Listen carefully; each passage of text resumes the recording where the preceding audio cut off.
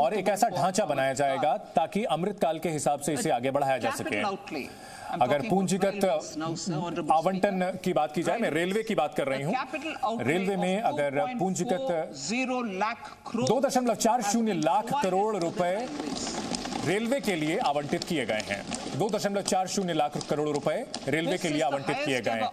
ये अब तक का सबसे बड़ा आवंटन है। ये सबसे ज्यादा 2013-14 में जो आवंटन किया गया था उससे लगभग 9 गुना ये ज्यादा है। 100 से ज्यादा अहम जो इंफ्रास्ट्रक्चर प्रोजेक्ट हैं वो दूर दराज के इलाकों को मुख्य इलाकों से जोड़ने के लिए इसमें स्टील, फूड प्राइस सेक्टर को इसमें जोड़ा जाएगा, फर्टिलाइजर सेक्टर्स को जोड़ा जाएगा, उनको प्राथमिकता से जोड़ा जाएगा। उसमें 75,000 करोड़ रुपए निवेश किए जाएंगे, जिसमें 15,000 करोड़ हम निजी क्षेत्रों से हासिल करेंगे। 50 अतिरिक्त एयरपोर्ट की स्थापना, हेलीपैड की स्थापना, वाटर एरोड्रोम और एडवांस लैंडिंग ग्राउंड की पुनर्स्थापना की जाएगी ताकि जो क्षेत्रीय हवाई कनेक्टिविटी है उसे बेहतर किया जा सके।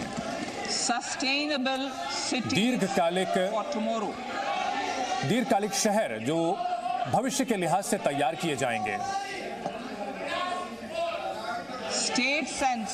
राज्य और शहरों को प्रोत्साहित किया जाएगा ताकि वो शहरी प्लानिंग को लें, शहरी प्लानिंग में जो सुधार और परिवर्तन हैं उनको लागू किया जाएगा ताकि भविष्य के हिसाब से शहर हम तैयार कर सकें, ताकि जो जमीन है उसका बेहतर इस्तेमाल किया जा सके, जो अर्बन इंफ्रास्ट्रक्चर है, शहरी इंफ्रास्ट्रक्चर है उसको बेहतर किया जा सके, आवागमन की सुविधा को बेहतर किया जा सके, जो सुविधाएं उपलब्ध हैं उनको बेहतर किया जा सके और शहरी जो इलाके हैं वो सबको कम कीमत पर उपलब्ध हो सके। प्रॉपर्टी टैक्स गवर्नेंस सुधार की अगर हम बात की जाए तो इसमें जो चार्जेस होते हैं उसको शहरी विकास के जरिए जोड़ा जाएगा। शहर जो है अपनी ऋण की सुविधा को बढ़ाएं, वो म्युनिसिपल बॉन्ड के जरिए ऋण हासिल कर सकेंगे। एक शहरी इंफ्रास्ट्रक्चर डेवलपमेंट फंड की स्थापना की जाएगी जिसमें जो कर्ज की कमी होती है उसकी भरपाई की जा सकेगी और राष्ट्रीय हाउसिंग बैंक इसका प्रबंधन करेगा और जो सरकारी एजेंसियां हैं इसकी निगरानी करेंगी। टियर 2 और टियर 3 सिटीज जो हैं, दूसरे और तीसरे दर्जे के शहर, उनको ये फायदा मिलेगा और राज्यों को प्रोत्साहित किया जाएगा कि वो भी इसके लिए अपने संसाधन दें। To adopt appropriate use charges while accessing the UIDF. UIDF है उसको सही तरीके से इस्तेमाल करने की कोशिश की जाएगी। हम 10,000 crore rupees 10,000 करोड़ रुपए सालाना इस सुविधा के लिए उपलब्ध कराएंगे। All cities and towns सभी शहरों और छोटे शहरों को 100% जोड़ा जाएगा, 100% मैकेनिकल डीस्लजिंग से जोड़ा जाएगा, यानी कि जो सेप्टिक टैंक हैं उनको बिल्कुल अब आधुनिक तरीके से किया जाएगा ताकि जो अभी मानव की ओर से सफाई की जाती है उसकी जगह पूरी तरह से अब मशीनी तरीके से इन सीवरेज की सफाई की जाएगी।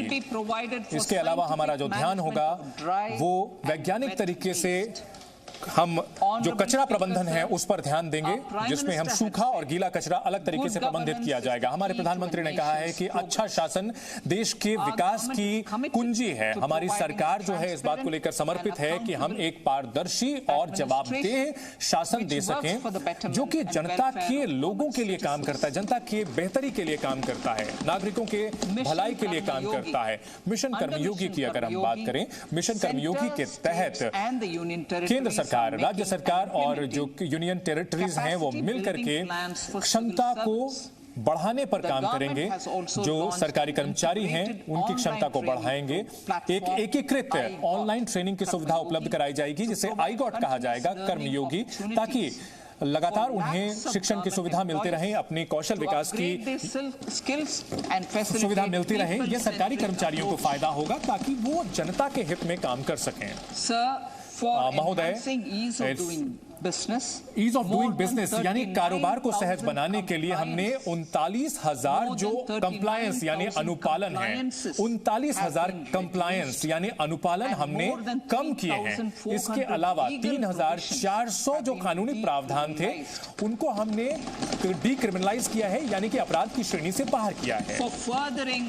इसको आगे बढ़ाने के लिए, भरोसे के आधार पर हम शासन कर सके, इसके लिए हमने जन विश्वास बिल प्रस्तावित किया है, जिसमें केंद्रीय कानूनों में बदलाव किया जाएगा, जिसमें कई सारे उपाय अपनाए जाएंगे ताकि हमारी अर्थव्यवस्था में जो भी क्षमता है उसका हम पूरा इस्तेमाल कर सकें। आर्टिफिशियल इंटेलिजेंस के लिए सेंटर फॉर एक्सीलेंस यानी उत्कृष्टता केंद्र बनाए जाएंगे। एआई को हम भारत में आगे बढ़ाएं, भारत के लिए एआई काम करे, इसके लिए 3 आर्टिफिशियल इंटेलिजेंस की जो उत्कृष्टता केंद्र यानी एक सेंटर ऑफ एक्सीलेंस है, उनकी स्थापना केंद्रीय जो हमारे बेहतरीन संस्थान है वहां स्थापित किया जाएगा। इसमें रिसर्च होगा, डेवलप कटिंग एज, इसके अलावा अत्याधुनिक एप्लीकेशंस का इस्तेमाल हो सकेगा। साथ ही यहाँ समस्याओं के समाधान पर हम काम करेंगे। इसमें खास तौर पर कृषि और जो स्वास्थ्य के साथ साथ हम अच्छे शहरों पर भी काम करेंगे। एआई का इस्तेमाल किया जाएगा ताकि मानव संसाधन की गुणवत्ता को हम बेहतर कर सकें आगे आने वाले दिनों में। नेशनल डेटा गवर्नेंस पॉलिसी की अगर हम बात करें तो नवाचार यानी इनोवेशन जो स्टार्टअप के हैं उनको हम आगे बढ़ा सकें, इसके लिए एक राष्ट्रीय गवर्नेंस डेटा पॉलिसी को लाया जाएगा। नेशनल गवर्नेंस डेटा पॉलिसी को लाया जाएगा। इससे जो डेटा है जो अब तक हासिल नहीं कर पाते थे वहां तक भी हमारी पहुंच होगी। केवाईसी प्रक्रिया को आसान बनाया जाएगा। इसमें वित्तीय क्षेत्र के जो नियामक हैं उनको हम प्रोत्साहित करेंगे ताकि जो केवाईसी सिस्टम जो है वो डिजिटल इंडिया की जरूरतों के हिसाब से पूरा हो। एक खिड़की पर ही पूरा सॉल्यूशन मिले, लोगों को एड्रेस अपडेटिंग की सुविधा एक जगह पर मिल सके।